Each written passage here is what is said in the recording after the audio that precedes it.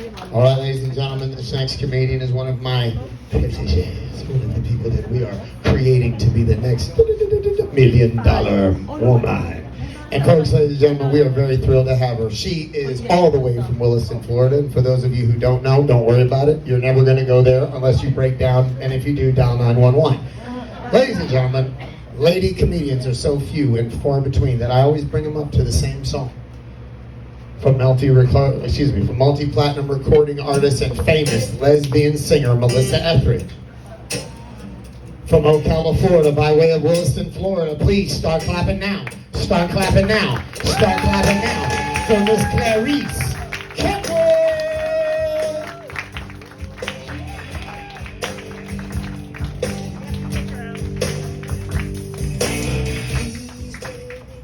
Yeah, I'm not a lesbian. I've actually been married 28 years, though, and if anything will make you want to be a lesbian, it's been married 28 fucking years. So, round of applause. Anybody here from New Jersey, New York?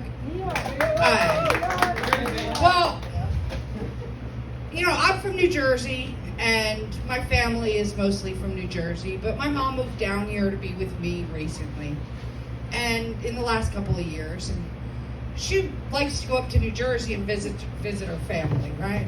So I take her up there once a year. And recently, the last time I went to take her up, I found out that they've outlawed plastic bags up in New Jersey and New York, right? You're not allowed to have them. They're like persona non grata. So I go to pick my mom up to take her up to New Jersey, and she comes out of the house with 2 Walmart bags filled with Walmart bags. And I'm like, Mom, what the hell are you doing?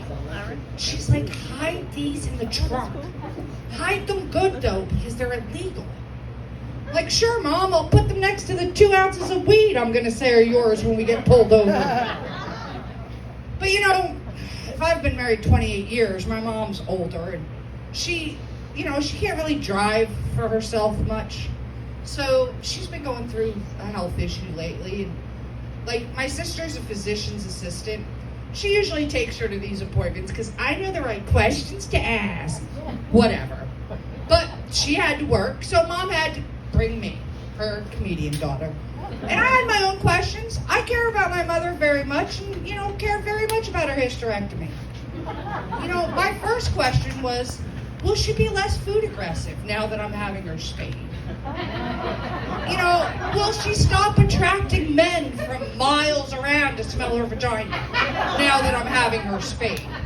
And most important to me was, will she finally stop licking herself? Because it gets harder every time I have to hit the button on that little collar.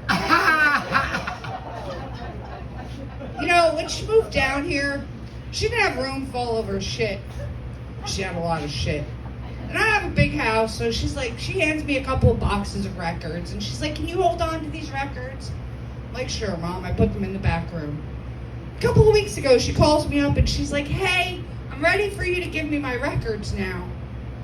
I'm like, Mom, you have Apple Music. You can get any of the music that you have on those records right on your phone.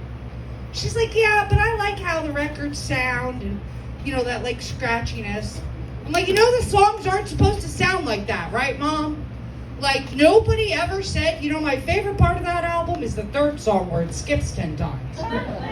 Just do the Apple Music thing. And, I talked about my sister, right? And I love my sister, but she's a little bit of a bitch. Anybody else have siblings here? Grow up with, a sister? She was constantly bitching about me invading her privacy. All the time. It was, bitching about me invading her privacy. But she never said a damn word to me. She just wrote it in her diary over and over again. And, I have to say, having siblings is like being divorced at 7. You have half of the shit you would have if you had stayed single. And you now have somebody you're going to fight with over shit for the rest of your life. You wake up on Christmas morning, you see that pile of gifts, and you're like, that would all be mine if Mom had stopped fucking after me. Anybody else, this is a random question. Anybody else here have a tinkle song? A song they sing to themselves when they pee? Mine's Waterfalls by TLC.